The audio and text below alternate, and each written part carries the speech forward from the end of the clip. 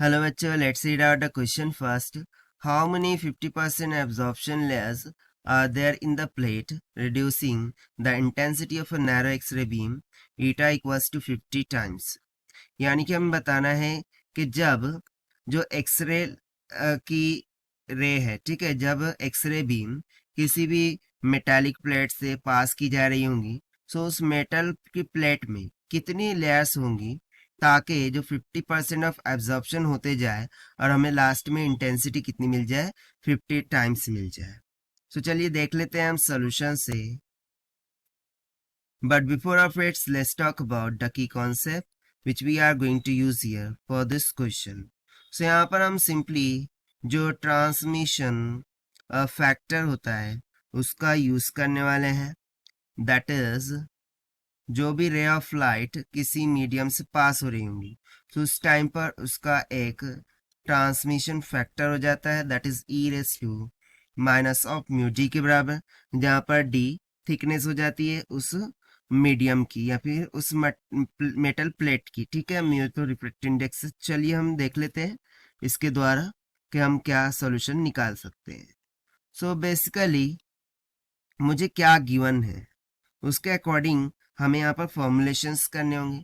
So let suppose कि कुछ इस तरीके से नंबर ऑफ लेयर्स है, ये एक लेयर हो गई, ये दूसरी लेयर होगी, तीसरी लेयर होगी, इस तरीके से उसमें कुछ एन नंबर ऑफ क्या होंगी, लेयर्स होंगी। मैं मान लेता हूँ कि टोटल नंबर ऑफ लेयर्स क्या है, एन, जिसको हमें अकॉर्डिंग टू क्वेश्चन यहाँ पर फाइंड करना है। अब हम जानते हैं यदि ये जो एक्सरे बीम है कुछ इस तरीके से, ठीक है, यहाँ पर आ रही होंगी with the initial intensity of I naught, so 50% क्या हो रही है, ईच लेयर से एब्जॉर्प्शन हो जा रहा है, यानी कि after passing the first layer जो इंटेंसिटी है वो क्या हो जाएंगी, आई नॉट बाय 2। जब सेकंड से पास होंगी सो कितनी हो जाएंगी, आई नॉट बाय 4। जब थर्ड से पास होंगी तो कितनी हो जाएंगी, आई नॉट बाय 8। और इस तरीके से वो एन नंबर ऑफ लेयर से पास होती जाएंगी और क्या हो जाएंगी, रिड्यूस करती जाएंगी, ठीक है। सो यहाँ पर पहुंचने के बाद जो इंटेंसिटी है वो कितनी हो रही है, 50 टाइम्स हो रही है, वहीं पर वही हमें क्या बोल रहा है यहाँ पर, ठीक है। सो हम बताना है नंबर ऑफ लेयर्स कितनी होंगी। सो देखिए यदि मैं इस ट्रांसमिशन फैक्टर का यूज करूं जो कि होता है e raise to minus of mu D के बराबर, राइट। सो ये e raise to minus of mu D ये किसके इक्वल हो जाएगा, 50% जो कि एब्जॉर्ब हो रहा है वो, सो ये हो जाएगा 50 डिवाइडेड बाय 100, परसेंट में गिवन है, सो 50 बाय 100।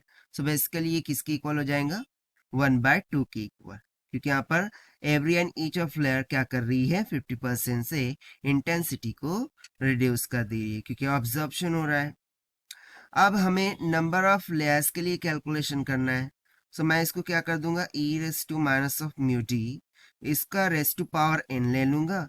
सो ये किसके इक्वल हो जाएगा, 1/2 रेस टू ऑफ एन के इक्वल।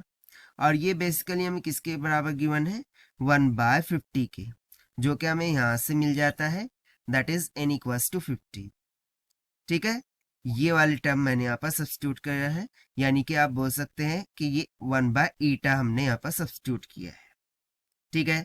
सो यहाँ से देखिए मुझे क्या मिल जाएगा, इसको यदि मैं न्यूमरेटर में ले जाऊँ 2 को भी और 50 को भी, सो बेसिकली मुझे 2 रेस टू पावर n की वैल्यू किसके बराबर मिल रही है, 50 के बराबर ना। यदि मैं लॉग ले लूँ on to the both side, so ये हो जाएगा natural log of 2 raise to power n is equals to ln of 50।